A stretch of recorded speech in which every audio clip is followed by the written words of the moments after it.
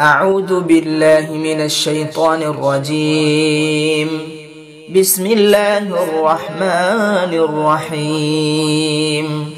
لن تنالوا البر حتى تنفقوا مما تحبون وما تنفقوا من شيء فإن الله به عليم.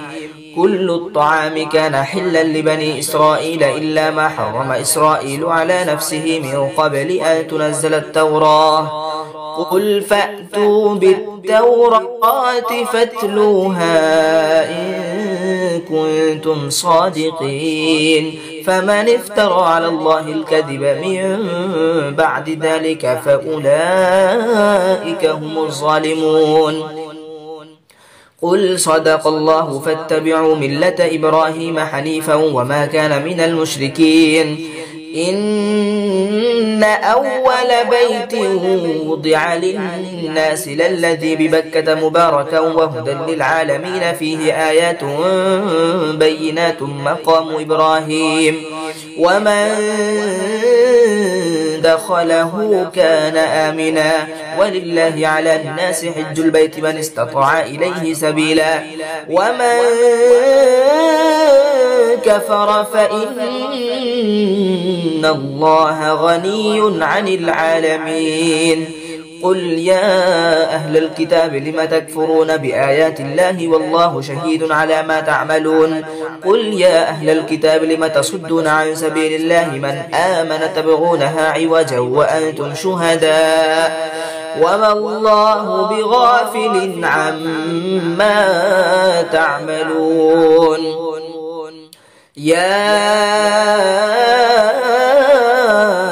أيها الذين آمنوا إن تطيعوا فريقا من الذين أوتوا الكتاب يردوكم بعد إيمانكم كافرين. وكيف تكفرون وأنتم تتلى عليكم آيات الله وفيكم رسوله ومن يعتصم بالله فقد هدي إلى صراط مستقيم. يا أيها الذين آمنوا اتقوا الله حق تقاته ولا تموتن إلا وأنتم مسلمون واعتصموا بحبل الله جميعا ولا تفرقوا واذكروا نعمة الله عليكم إذ كنتم أعداء فألف بين قلوبكم فأصبحتم بنعمته إخوانا وكنتم على شفا حفرة من النار فأنقذكم منها كذلك يبين الله لكم آياته لعلكم تهتدون. ولتكن منكم أمة يدعون إلى الخير ويأمرون بالمعروف وينهون عن المنكر وأولئك هم المفلحون. ولا تكونوا كالذين تفرقوا واختلفوا من بعد ما جاءهم البينات وأولئك لهم عذاب عظيم. يوم تبيض وجوه وتسود وجوه فأما الذين اسودت وجوههم أكفرتم بعد إيمانكم فذوقوا العذاب بما كنتم تكفرون. وأما الذين ابيضت وجوههم ففي رحمة الله هم فيها خالدون. تلك آيات الله نتلوها عليك بالحق وما الله يريد ظلما للعالمين. ولله ما في السماوات وما في الأرض وإلى الله ترجع الأمور. كنتم خير أمة أخرجت للناس تأمرون بالمعروف وتنهون عن المنكر وتؤمنون بالله ولو آمن أهل الكتاب لكان خيرا لهم منهم المؤمنون وأكثرهم الفاسقون. لن يضروكم إلا أذى وإن يقاتلوكم يولوكم الأدبار ثم لا ينصرون. ضربت عليهم الذلة أينما ثقفوا إلا بحبل من الله وحبل من الناس وباءوا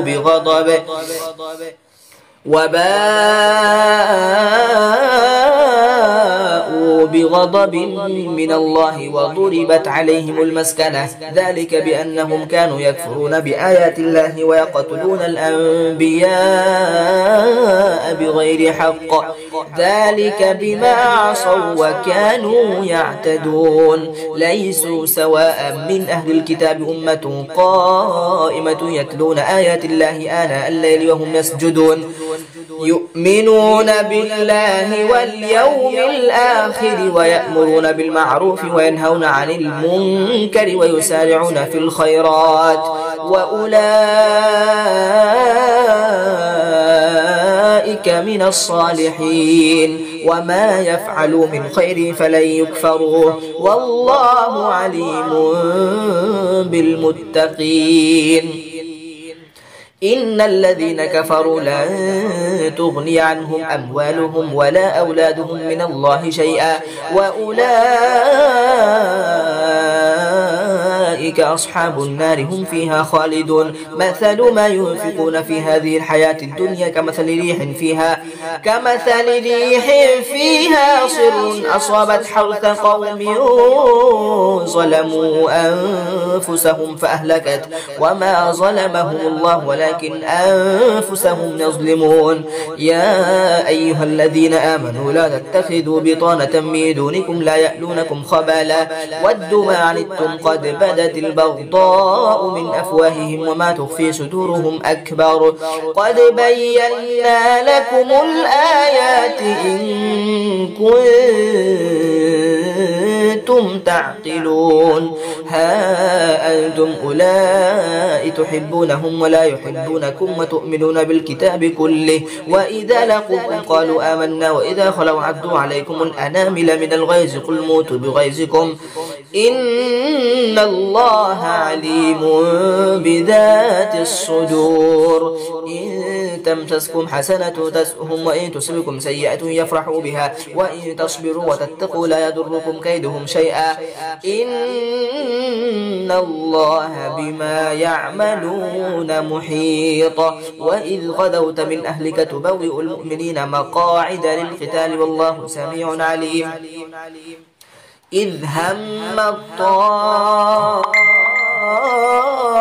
الطائفتان منكم أن تفشلا والله وليهما وعلى الله فليتوكل المؤمنون ولقد نصركم الله ببدر وأنتم أذلة فاتقوا الله لعلكم تشكرون إذ تقول للمؤمنين ألن يكفيكم أن يمدكم ربكم ب3000 من الملائكة منزلين بلى إن تصبروا وتتقوا ويأتوكم من فورهم هذا يمددكم ربكم ب5000 من الملائكة مسومين وما جعله الله إلا بشرى به ولتطمئن قلوبكم وما جعله الله إلا بشراكم ولتطمئن قلوبكم به وما النصر إلا من عند الله العزيز الحكيم ليقطع طرفا من الذين كفروا أو يكبتهم فينقلبوا خائبين ليس لك من الأمر شيء أو يتوب عليهم أو يعذبهم فإنهم ظالمون ولله ما في السماوات وما في الأرض يغفر لمن يشاء ويعذب من يشاء والله غفور رحيم يا أيها الذين آمنوا لا تأكلوا الربا أضعافا مضاعفة واتقوا الله لعلكم تفلحون واتقوا النار التي أعدت للكافرين وأطيعوا الله والرسول لعلكم ترحمون وسارعوا إلى مغفرة من ربكم وجنة عرضها السماوات والأرض أعدت للمتقين الذين ينفقون في السراء والضراء والكاظمين الغيظ والعافين عن الناس والله يحب المحسنين والذين إذا فعلوا فاحشة أو ظلموا أنفسهم ذكروا الله فاستغفروا لذنوبهم ومن يغفر الذنوب إلا الله ولم يصروا على ما فعلوا وهم يعلمون أولئك جزاؤهم مغفرة من ربهم وجنات تجري من تحتها الأنهار خالدين فيها ونعم أجر العاملين قد خلت من قبلكم سنن فسيروا في الأرض فانظروا كيف كان عاقبة المكذبين. هذا بيان للناس وهدى وموعظة للمتقين. ولا تهنوا ولا تحزنوا وأنتم الأعلون إن كنتم مؤمنين. إن يمسسكم قرح فقد مس القوم قرح مثله وتلك الأيام نداولها بين الناس وليعلم الله الذين آمنوا ويتخذ منكم شهداء والله لا يحب الظالمين وليمحص الله الذين آمنوا ويمحق الكافرين. أم حسبتم أن تدخلوا الجنة ولما يعلم الله الذين جاهدوا منكم ويعلم الصابرين. ولقد كنتم تمنون الموت من قبل أن تلقوه فقد رأيتموه وأنتم تنظرون وما محمد إلا رسول قد خلت من قبله الرسل أفإن مات أو قتل انقلبتم على أعقابكم ومن ينقلب على عقبيه فلن يضر الله شيئا وسيجزي الله الشاكرين. وما كان لنفس أن تموت إلا بإذن الله كتابا مؤجلا ومن يرد ثواب الدنيا نؤته منها ومن يرد ثواب الآخرة نؤته منها وسنجزي الشاكرين. وكأي من نبي قاتل معه ربيون كثير فما وهنوا لما أصابهم في سبيل الله وما ضعفوا وما استكانوا والله يحب الصابرين. وما كان قولهم إلا أن قالوا ربنا اغفر لنا ذنوبنا وإسرافنا في أمرنا وثبت أقدامنا وانصرنا على القوم الكافرين. فآتاهم الله ثواب الدنيا وحسن ثواب الآخرة والله يحب المحسنين. يا أيها الذين آمنوا إن تطيعوا الذين كفروا يردوكم على أعقابكم فتنقلبوا خاسرين بل الله مولاكم وهو خير الناصرين. سنلقي في قلوب الذين كفروا الرعب بما أشركوا بالله ما لم ينزل به سلطانا ومأواهم النار وبئس مثوى الظالمين.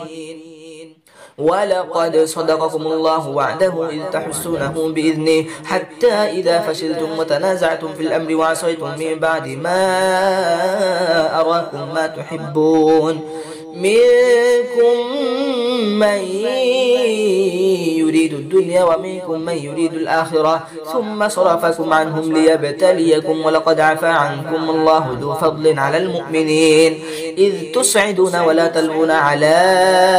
أحد والرسول يدعوكم في أخراكم فأثابكم غما بغم لكي لا تحزنوا على ما فاتكم ولا ما أصابكم والله خبير بما تعملون. ثم أنزل عليكم من بعد الغم أمنة نعاسا يغشى طائفة منكم وطائفة قد أهمتهم أنفسهم يظنون بالله غير الحق ظن الجاهلية يقولون هل لنا من الأمر من شيء قل إن الأمر كله لله يخفون في أنفسهم ما لا يبدون لك يقولون لو كان لنا من الأمر شيء ما قتلنا هاهنا قل لو كنتم في بيوتكم لبرز الذين كتب عليهم القتل إلى مضاجعهم وليبتلي الله ما في صدوركم وليمحص ما في قلوبكم والله عليم بذات الصدور. إن الذين تولوا منكم يوم التقى الجمعان إنما استزلهم الشيطان ببعض ما كسبوا ولقد عفى الله عنهم إن الله غفور حليم. يا أيها الذين آمنوا لا تكونوا كالذين كفروا وقالوا لإخوانهم إذا ضربوا في الأرض أو كانوا غزا لو كانوا عندنا ما ماتوا وما قتلوا ليجعل الله ذلك حسرة في قلوبهم الله يحيي ويميت والله بما تعملون بصير. ولئن قتلتم في سبيل الله أو متم لمغفرة من الله ورحمة خير مما يجمعون. ولئن متم أو قتلتم لإلى الله تحشرون فبما رحمة من الله لنت لهم ولو كنت فظا غليظ القلب لانفضوا من حولك فاعف عنهم واستغفر لهم وشاورهم في الأمر فإذا عزمت فتوكل على الله إن الله يحب المتوكلين. إن ينصركم الله فلا غالب لكم وإن يخذلكم فمن ذا الذي ينصركم من بعده وعلى الله فليتوكل المؤمنون. وما كان لنبي أن يغل ومن يغل يأتي بما غل يوم القيامة ثم توفى كل نفس ما كسبت وهم لا يظلمون. أفمن اتبع رضوان الله كمن باء بسخط من الله ومأواه جهنم وبئس المصير. هم درجات عند الله والله بصير بما يعملون. لقد من الله على المؤمنين إذ بعث فيهم رسولا من أنفسهم يتلو عليهم آياته ويزكيهم ويعلمهم الكتاب والحكمة وإن كانوا من قبل لفي ضلال مبين. أولما أصابتكم مصيبة قد أصبتم مثليها قلتم أن هذا قل هو من عند أنفسكم إن الله على كل شيء قدير. وما أصابكم يوم التقى الجمعان فبإذن الله وليعلم الذين نافقوا وقيل لهم تعالوا قاتلوا في وما أصابكم يوم التقى الجمعان فبإذن الله وليعلم الذين نافقوا وقيل لهم تعالوا قاتلوا في سبيل الله أو ادفعوا قالوا لو نعلم قتالا لاتبعناكم هم للكفر يومئذ أقرب منهم للإيمان يقولون بأفواههم ما ليس في قلوبهم والله أعلم بما يكتمون. الذين قالوا لإخوانهم وقعدوا لو أطاعونا ما قتلوا قل فادرءوا عن أنفسكم الموت إن كنتم صادقين. ولا تحسبن الذين قتلوا في سبيل الله أمواتا بل أحياء عند ربهم يرزقون فرحين بما آتاهم الله من فضله ويستبشرون بالذين لم يلحقوا بهم من خلفهم ألا خوف عليهم ولا هم يحزنون يستبشرون بنعمة من الله وفضله وأن الله لا يضيع أجر المؤمنين الذين استجابوا لله والرسول من بعد ما أصابهم القرح للذين أحسنوا منهم واتقوا أجر عظيم. الذين قال لهم الناس إن الناس قد جمعوا لكم فاخشوهم فزادهم إيمانا وقالوا حسبنا الله ونعم الوكيل فانقلبوا بنعمة من الله وفضل لم يمسسهم سوء واتبعوا رضوان الله والله ذو فضل عظيم. إنما ذلكم الشيطان يخوف أولياءه فلا تخافوهم وخافون إن كنتم مؤمنين ولا يحزنك الذين يسارعون في الكفر إنهم لن يضروا الله شيئا يريد الله ألا يجعل لهم حظا في الآخرة ولهم عذاب عظيم إن الذين اشتروا الكفر بالإيمان لن يضروا الله شيئا ولهم عذاب أليم ولا يحسبن الذين كفروا أنما نملي لهم خير لأنفسهم إنما نملي لهم ليزدادوا إثما ولهم عذاب مهين ما كان الله ليذر المؤمنين على ما أنتم عليه حتى يميز الخبيث من الطيب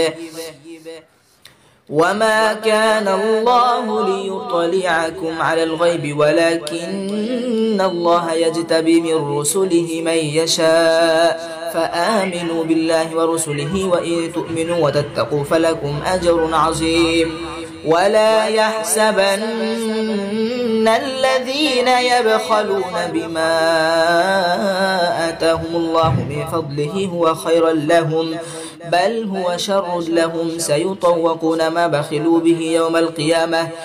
ولله ميراث السماوات والأرض والله بما تعملون خبير لقد سمع الله قول الذين قالوا إن الله فقير ونحن أغنياء سنكتب ما قالوا وقتلهم الأنبياء بغير حق ونقول ذوقوا عذاب الحريق ذلك بما قدمت أيديكم وأن الله ليس بظلام للعبيد الذين قالوا إن الله عهد إلينا ألا نؤمن لرسول حتى يأتينا بقربان تأكله النار قل قد جاءكم رسل من قبلي بالبينات وبالذي قلتم فلم قتلتموهم إن كنتم صادقين فإن كذبوك فقد كذب رسل من قبلك جاءوا بالبينات والزبر والكتاب المنير كل نفس ذائقة الموت وإنما توفون أجوركم يوم القيامة فمن زحزح عن النار وأدخل الجنة فقد فاز وما الحياة الدنيا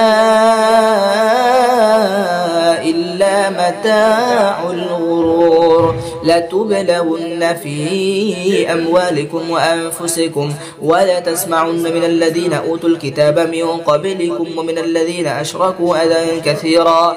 وإن تصبروا وتتقوا فإن ذلك من عزم الأمور وإذ أخذ الله ميثاق الذين أوتوا الكتاب لتبيننه للناس ولا تكتمونه فنبذوه وراء ظهورهم واشتروا به ثمنا قليلا فبئس ما يشترون لا تحسبن الذين يفرحون بما أتوا ويحبون أن يحمدوا بما لم يفعلوا فلا تحسبنه بمفازة من العذاب ولهم عذاب أليم ولله ملك السماوات والأرض والله على كل شيء قدير إن في خلق السماوات والأرض واختلاف الليل والنهار لآيات لأولي الألباب الذين يذكرون الله قياما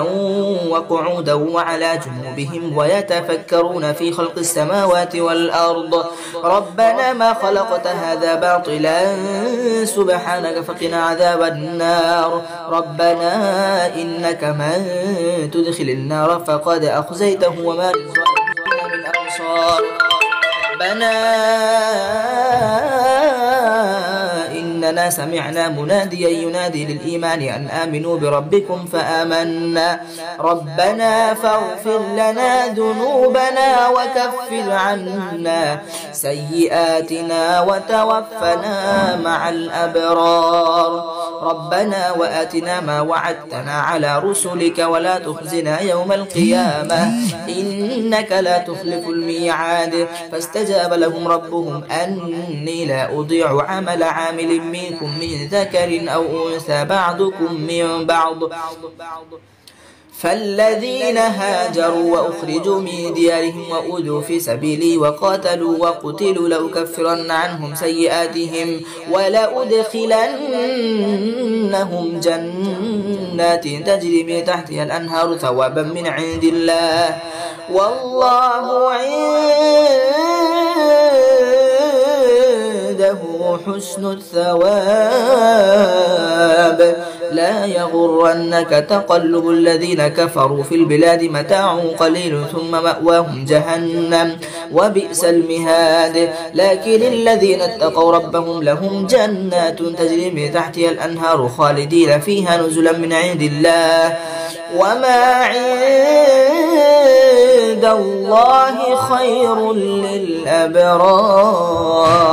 وإن من أهل الكتاب لمن يؤمن بالله وما أنزل إليكم وما أنزل إليهم خاشعين لله لا يشترون بآيات الله ثمنا قليلا أولئك لهم أجرهم عند ربهم إن الله سريع الحساب يا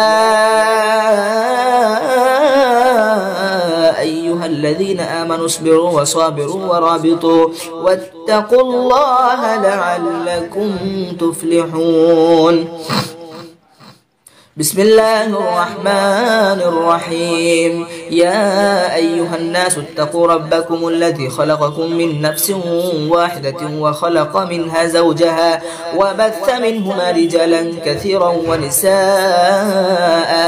واتقوا الله الذي تساءلون به والأرحام إن الله كان عليكم رقيبا وآتوا اليتامى أموالهم ولا تتبدلوا الخبيث بالطيب ولا تأكلوا أموالهم إلى أموالكم إنه كان حوبا كبيرا وإن خفتم ألا تقسطوا في اليتامى فانكحوا ما طاب لكم من النساء مثنى وثلاث ورباع فإن خفتم ألا تعدلوا فواحدة أو ما ملكت أيمانكم ذلك أدنى ألا تعولوا وآتوا النساء صدقاتهن نحلة فإن طبن لكم عن شيء منه نفسا فكلوه هنيئا مريئا ولا تؤتوا السفهاء أموالكم التي جعل الله لكم قياما وارزقوهم فيها جعل الله لكم قياما وارزقوهم فيها واكسوهم وقولوا لهم قولا معروفا وابتلوا اليتامى حتى إذا بلغوا النكاح فإن آنستم منهم رشدا فادفعوا إليهم أموالهم ولا تأكلوها إسرافا وبدارا أن يكبروا ومن كان غنيا فليستعفف ومن كان فقيرا فليأكل بالمعروف فإذا دفعتم إليهم أموالهم فأشهدوا عليهم وكفى بالله حسيبا للرجال نصيب مما ترك الوالدان والأقربون وللنساء نصيب مما ترك الوالدان والأقربون مما قل منه أو كثر نصيبا مفروضا وإذا حضر القسمة أولو القربى واليتامى والمساكين فارزقوهم منه وقولوا لهم قولا معروفا وليخشى الذين لو تركوا من خلفهم ذرية ضعافا خافوا عليهم فليتقوا الله وليقولوا قولا سديدا إن الذين يأكلون أموال اليتامى ظلما إنما يأكلون في بطونهم نارا وسيصلون سعيرا يوصيكم الله في أولادكم للذكر مثل حظ الأنثيين فإن كن نساء فوق اثنتين فلهن ثلث ما ترك، وإن كانت واحدة فلها النصف، ولأبويه لكل واحد منهما السدس مما ترك إن كان له ولد، فإن لم يكن له ولد وورثه أبواه فلأمه الثلث، فإن كان له إخوة فلأمه السدس من بعد وصية يوصي بها أو دين. آباؤكم وأبناؤكم لا تدرون أيهم أقرب لكم نفعا فريضة من الله إن الله كان عليما حكيما. ولكم نصف ما ترك أزواجكم إن لم يكن لهن ولد، فإن كان لهن ولد فلكم الربع مما تركن من بعد وصية يوصين بها أو دين، ولهن الربع مما تركتم إن لم يكن لكم ولد، فإن كان لكم ولد فلهن الثمن مما تركتم من بعد وصية توصون بها أو دين، وإن كان رجل يورث كلالة أو امرأة وله أخ أو أخت فلكل واحد منهما السدس، فإن كانوا أكثر من ذلك فهم شركاء في الثلث من بعد وصية يوصى بها أو دين غير مضار، وصية من الله والله عليم حليم. تلك حدود الله، ومن يطع الله ورسوله يدخله جنات تجري من تحتها الأنهار خالدين فيها وذلك الفوز العظيم. ومن يعص الله ورسوله ويتعد حدوده يدخله نارا خالدا فيها وله عذاب مهين. واللاتي يأتين الفاحشة من نسائكم فاستشهدوا عليهن 4 منكم، فإن شهدوا فأمسكوهن في البيوت حتى يتوفاهن الموت أو يجعل الله لهن سبيلا. واللذان يأتيانها منكم فأذوهما، فإن تابا وأصلحا فأعرضوا عنهما إن الله كان توابا رحيما. إنما التوبة على الله للذين يعملون السوء بجهالة ثم يتوبون من قريب فأولئك يتوب الله عليهم وكان الله عليما حكيما. وليست التوبة للذين يعملون السيئات حتى إذا حضر أحدهم الموت قال إني تبت الآن، ولا الذين يموتون وهم كفار أولئك أعتدنا لهم عذابا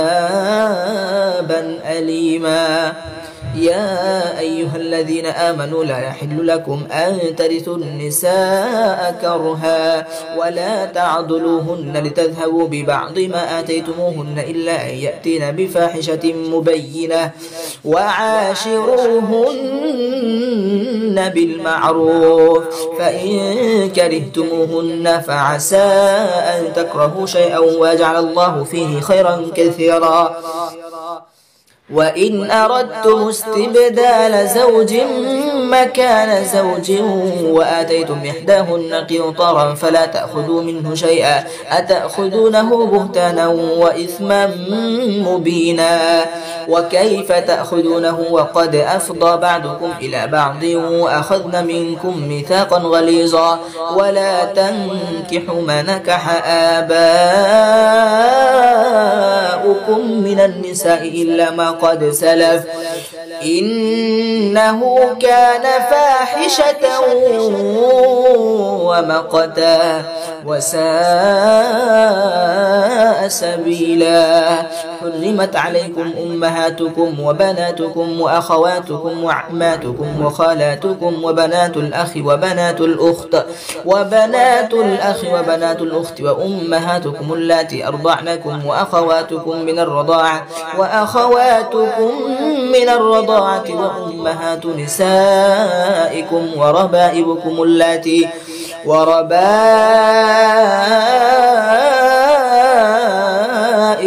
اللاتي في حجوركم من نسائكم اللاتي دخلتم بهن، فإن لم تكونوا دخلتم بهن فلا جناح عليكم، وحلائل أبنائكم الذين من أصلابكم، وأن تجمعوا بين الأختين إلا ما قد سلف،